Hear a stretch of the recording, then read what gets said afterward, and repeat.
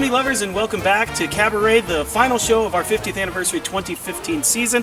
I'm Jeremy GOECKNER. We are here on site, and we are lucky enough to be joined by one of the stars of the show, Mr. Adam Maletich, playing Cliff. Adam, thank you so much for being here. Thank you. So, Adam, Cabaret, what was it that drew you to want to be in this show? It hasn't been done for a really long time, and honestly, you know, it doesn't get performed a lot in the area. So what was it about Cabaret that drew you to the show that made you want to do it?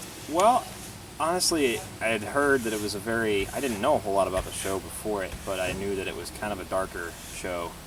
And I tend to kind of like those. I was in Jekyll and Hyde last year. I sort of gravitate towards the darker, deeper stuff. So it sounded like something I'd be interested in, and this sounded like a fun, more of a challenging role to play. So. That's true. And speaking of your role, Cliff, like this is of course made iconic by Michael York in the 1972 film. This character goes on such a crazy emotional journey. There's all kinds of things that he experiences. What do you say is be like the favorite part of having to portray this character on stage?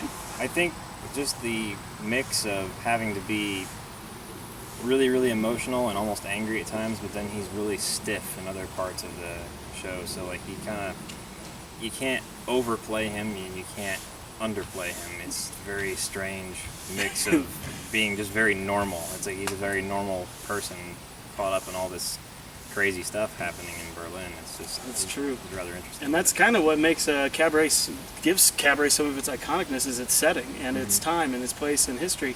What do you think? How does that work together, in your opinion, with like the music and with the story? Like how some of the MC stuff happens and everything. What makes the Cabaret so great in that terms? I think it's because the music is so fitting for the time period. It's very, I would say, like what I would call 30s and 40s, almost a little bit of swing music here and there. It's got a lot of it has that 30s and 40s vibe. I don't really know how to describe it or what to call it, but it's almost like some big band stuff too. A lot of trumpets, and it's cool. It's very interesting. Yeah, definitely. So Cabaret hasn't been done in Springfield and even in the surrounding areas for quite a while, especially not the Muni for quite a while. People are getting in their cars or driving away from seeing the show. What do you hope sticks with them as they're leaving the Muni's production of Cabaret? I just hope that they get the emotional response from the end, because the ending is very powerful. It's basically the MC, at the very end, but you get this sense that everything is not okay. Yeah. Everything is like you feel like it's the end of the world when it ends, because it just ends.